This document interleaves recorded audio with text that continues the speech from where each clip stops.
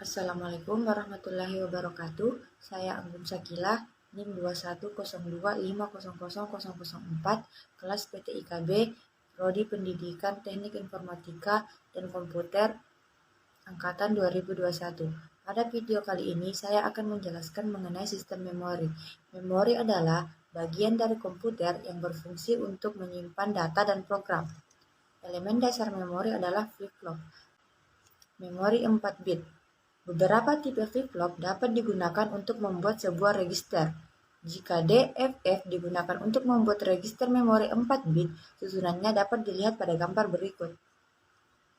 Pada gambar tersebut, ditunjukkan sebuah register mempunyai 4 bit yang terdiri dari 4 buah DFF.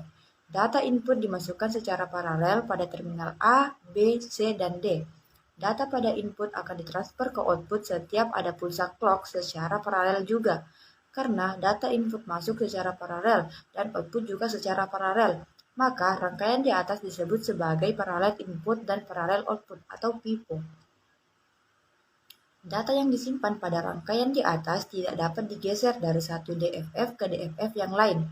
Jika output QA dihubungkan ke input B, data akan digeser dari kiri ke kanan yang dikenal sebagai shift register. Misalkan, QA dan QB di set awal ke 0, bit pertama dimasukkan ke input flip-flop A. Jika ada clock pertama, bit tersebut akan ditransfer ke output QA. Bit pertama sekarang telah tersambung ke input B, dan bit B dan bit kedua dari input terhubung ke flip-flop A. Jika ada pulsa clock kedua, bit pertama pindah ke output QB dan bit kedua berpindah ke output QA. Proses perpindahan data akan berlanjut sampai 4 bit. Data dapat dibaca secara paralel dari QA, QB, QC, dan QD secara simultan, dikenal sebagai serial input serial output atau SISO. Selanjutnya adalah Random Access Memory atau RAM. RAM adalah salah satu jenis peralatan memori semikonduktor yang digunakan dalam elektronika digital. RAM dapat mengingat informasi yang pernah dimasukkan. Informasi yang dimasukkan berupa 0 dan 1 ke dalam memori. Informasi inilah yang dapat dibaca atau dipanggil kembali. Selanjutnya adalah ROM atau Read Only Memory. ROM digolongkan sebagai memori yang tidak mudah hilang karena data memori ini tidak akan hilang meskipun daya dimatikan. ROM juga digunakan untuk memecahkan masalah logika terkombinasi. Mikrokomputer bisa mengalokasikan tempat yang lebih besar dari memori internal ke RAM. Meskipun begitu, komputer bersifat khusus mengalokasikan lebih banyak alamat ke ROM dan sedikit ke RAM.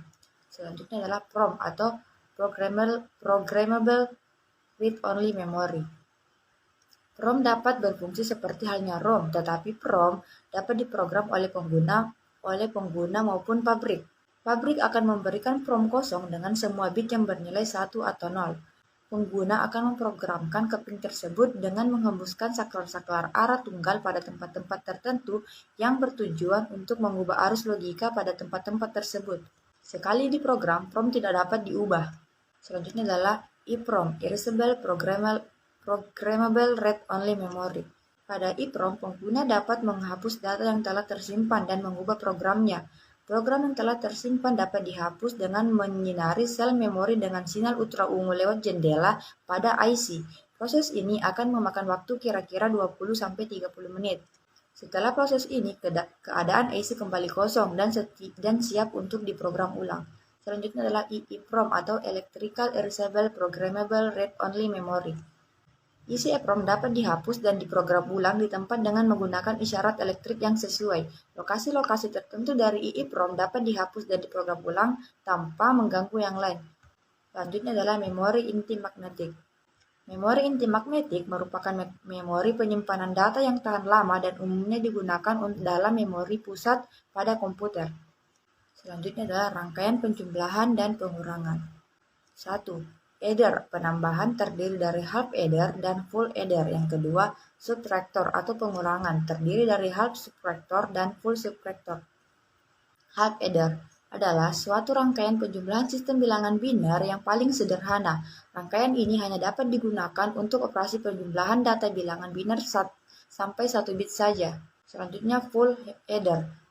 Skema simbol untuk bit adder 1 dengan Coin dan Cout digambarkan di sisi blok untuk menekankan penggunaan dalam multi-bit adder, sebuah sirkuit logis full adder yang melakukan operasi penambahan pada 3 bit biner ditulis sebagai A, B, dan Cin. Penambahan penuh menghasilkan jumlah bit output yang diwakili dengan sinyal Cout dan S. Selanjutnya adalah half subtractor. Half subtractor mengurangkan dua buah bit input dan menghasilkan nilai hasil pengulangan atau remind dan nilai yang dipinjam atau borrow out. Selanjutnya, full subtractor.